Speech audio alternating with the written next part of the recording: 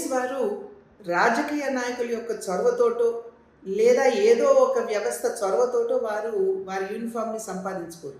కష్టతరమైనటువంటి పరీక్షల్లో వారు ఉత్తీర్ణులై వారు ఆ అర్హతని సాధిస్తూ ఉంటారు. దేశంలో అదేవిధంగా రాష్ట్రంలో కూడా శాంతి భద్రతల్ని కాపాడవలసినటువంటి బాధ్యత వారి భుజాల మీద వేసుకునేటువంటి 4వ సింహంగా పోలీసు వ్యవస్థని ప్రతి ఒక్కరూ కూడా గుర్తిస్తూ ఉంటారు. వారి ప్రాణాలని ఒడ్డి శాంతి భద్రతల్ని కాపాడటంలో వారు ఒక ప్రధానమైనటువంటి భూమికని పోషిస్తూ ఉంటారు. అటువంటి 4వ సింహంగా పరిగణించబడుతున్నటువంటి పోలీస్ వ్యవస్థని ఉద్దేశించి జగన్మోహన్ రెడ్డి గారు బట్టలోడు తీసి కొడతాము అని చెప్పటం ఇది సర్వత్రా ఖండించవలసినటువంటి అంశంగా నేను భావిస్తున్నాను. ఈరోజు ఏదైతే రామగిరిలో జరిగిందో, రామగిరి సత్యసాయి జిల్లాలో ఉన్నటువంటి సందర్భంలో సత్యసాయి జిల్లా ఎస్పీ ఒక మహిళ అనేటువంటి విచక్షణ కూడా కోల్పోయి ఈ రకంగా వ్యాఖ్యానించడం అనేది ఇది సమంజసం కాదు అని చెప్పి జగన్మోహన్ రెడ్డి గారికి తెలియజేస్తున్నాం.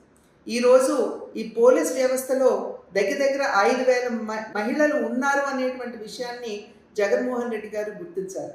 ఇది కేవలం మహిళలు మాత్రమే కాదు, ఆ వ్యవస్థలో పనిచేస్తున్నటువంటి మహిళలు లేదా పురుషులకి సంబంధించి మాత్రమే కాదు, అసలు ఆ వ్యవస్థను కించపరచడం, ఈ రకంగా వ్యాఖ్యానించడం అనేది ఇది ఎవరూ కూడా స్వాగతించదగ్గ విషయం కాదు అని చెప్పి తెలియజేస్తూ ఆ వ్యవస్థకి ఇవాళ జగన్మోహన్ రెడ్డి గారు క్షమాపణ చెప్పాలని చెప్పి భారతీయ జనతా పార్టీ డిమాండ్ చేస్తుంది.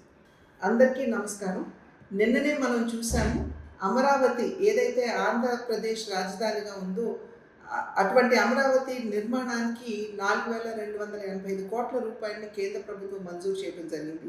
అదేవిధంగా నిన్న జరిగినటువంటి మంత్రివర్గ క్యాబినెట్ మీటింగ్లో తీసుకున్నటువంటి నిర్ణయం తిరుపతి మరియు కాట్పాడి మధ్యన, అంటే చెన్నైలో ఉన్నటువంటి కాట్పాడి మధ్యన రైలు మార్గం ఏదైతే ఉందో దానికి 1,332 కోట్ల రూపాయలని కేంద్ర ప్రభుత్వం మంజూరు చేయడం జరిగింది.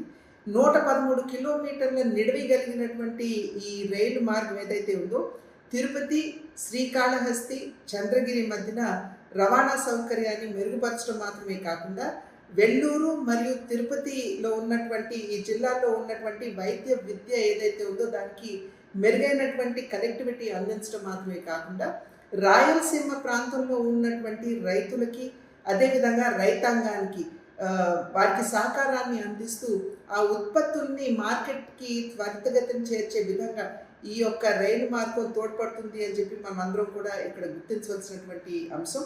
అదేవిధంగా చిత్తూరు, తిరుపతి, నెల్లూరు జిల్లాల మధ్యన జనాభాకి ఈ యొక్క లాభాలకి ఈ యొక్క జిల్లాలకి మంచి లాభం చేకూర్చే విధంగా ఈ రైలు మార్గం ఉండటం మాత్రమే కాకుండా అక్కడ ఉన్నటువంటి ఏవైతే ఉన్నాయో సిమెంట్ కావచ్చు, ఇతరత్ర పరిశ్రమలకు కూడా ఇది మంచి సహకారాన్ని అందించే విధంగా ఉంటుందనేటువంటి విషయం మనం గుర్తించాలి.